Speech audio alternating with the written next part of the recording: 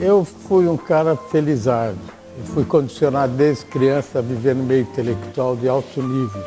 Porque o meu pai era um jornalista, correspondente internacional, era poeta, escritor, e a minha mãe era concertista de piano. Então eu vivia entre a arte e a beleza, a música.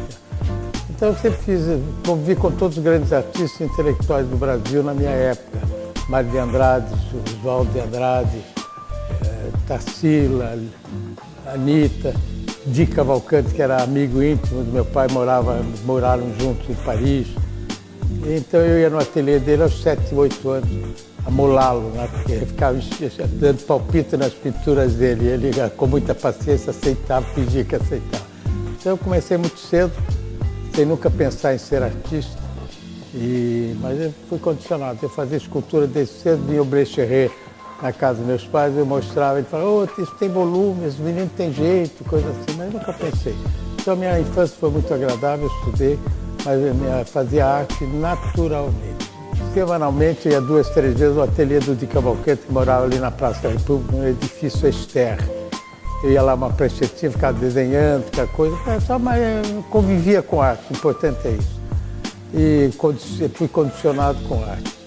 E o Di Cavalcanti um dia me fala assim, menino, manda aquela escultura que você me mostrou para a Bienal. Eu falei, o que é a Bienal? Ele falou, uma exposição muito importante, manda para lá. E aí eu fiquei trabalhando, preparando bem a escultura, mostrando sempre para ele e tal, e mandei para a Bienal e tive a felicidade de ter um júri de 16 críticos de arte internacionais, de 16, 14 eram internacionais, do mundo inteiro. Me deram o prêmio Viagem à Europa, que era um prêmio maravilhoso. Então, eu tive essa oportunidade, ganhei, meu pai teve que aumentar a minha idade para dar maioridade absoluta, e aumentou em 5 anos a idade para eu poder ir com a maioridade absoluta, que eu ganhei com 16 anos, e fui para a Europa. E aí tive outra oportunidade fantástica de conviver com os grandes artistas do mundo que viviam em Paris. Conheci Brancusi, Marino na Itália, Giacometti, Manzù, Brancusi, tudo eu convivia porque eles viam uma garota adolescente com prêmio na Bienal e que depois expôs na Bienal de Veneza, fui o primeiro brasileiro, escultor brasileiro a expor na Bienal de Veneza, eles me recebiam com portas abertas, meio espantado, porque primeiro era muito jovem, muito coisa. Então foi uma fase maravilhosa, fiquei 2 anos me enriquecendo, formando uma formação que até hoje essa formação me vale. Então foi aí eu voltei para o Brasil, expus em mais 7 bienais, ganhei mais 4 prêmios.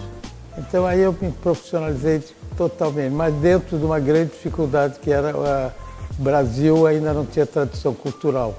Então eu falei, bom, qual é a solução? Vou trabalhar com arquitetura. Comecei a procurar todos os arquitetos do Brasil, que tinha grandes arquitetos, a arquitetura brasileira era respeitada nessa época, no mundo inteiro. E comecei a trabalhar com Niemeyer, Luz Costa, Ícaro de Castro Melo, Pedro Paulo Saraiva de Melo, Paulo Mendes Arroz, Fábio Penteado, e dezenas e dezenas. Cada um eu ia lá e pedia, preciso pôr uma escultura, vamos pôr uma escultura aqui. Com isso eu me sobrevivi fazendo obras para os grandes arquitetos do Brasil. O meu pai era formado, a minha irmã se formou em Direito, foi uma da primeira turma de advogadas do Largo São Francisco. E eu não queria, eu já estava profissional, trabalhando e coisa assim, não queria nem estudar, achava que era suficiente. Mas meu pai insistiu um pouco, falou, olha, o Brasil ainda é terra dos doutores.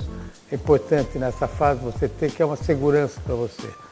E eu me formei mal e porcamente, que horror a profissão, mas me formei e isso serviu para depois, para eu sobreviver, desse aula na arquitetura do Mackenzie. Foi muito bom, foi uma felicidade. Eu sobrevivi dando aula na arquitetura do Mackenzie e vendendo esculturas para os prédios, para os arquitetos. Arquiteto é um artista que estudou um pouquinho de matemática. Então eu acho que é importante o seguinte, a arquitetura é arte. O Niemeyer era um artista. Eu tenho umas passagens muito engraçadas, ele perguntando sobre as obras. Ele adorava escultura, fazer uma escultura, e ele pedia a minha opinião. Eu falei, eu vou dar opinião sobre a sua escultura, você é um gênio, uma coisa... E aí ele falava um palavrão, que ele gostava muito de falar palavrão, eu falava, eu quero a sua opinião como escultor das minhas obras. Aí uma vez eu brinquei, a polva que ele tinha posto, falei, parece uma galinha. Ele falou, eu sou isso. E aí me abraçou e falou, você tem razão.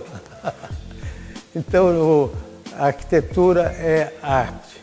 E eu acho agora, mas tanto que agora houve o desvirtuamento, como tudo tem o seu princípio, depois vai desvirtuando, e eu acho que é importante também esse trabalho de você para voltar a integrar o arquiteto no setor de arte.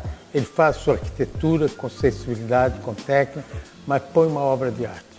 Então, eu peguei essa fase maravilhosa durante 30 anos. Fantástico. Agora esfriou um pouco. Eu mesmo dando aula para arquiteto, eu vejo que poucos são os que ainda se preocupam em pôr uma obra de arte. Então esse trabalho de divulgação, de integração de escultura com arte, com arquitetura, é fundamental. A arte é fundamental para a formação de tudo, principalmente para a formação das coisas ligadas à estética, à sensibilidade, que é o caso da arquitetura. E a ideia de vocês é muito boa, é num espaço importante, um espaço bonito, que eu espero sucesso, mantendo os princípios básicos, que são esses que vocês me apontaram.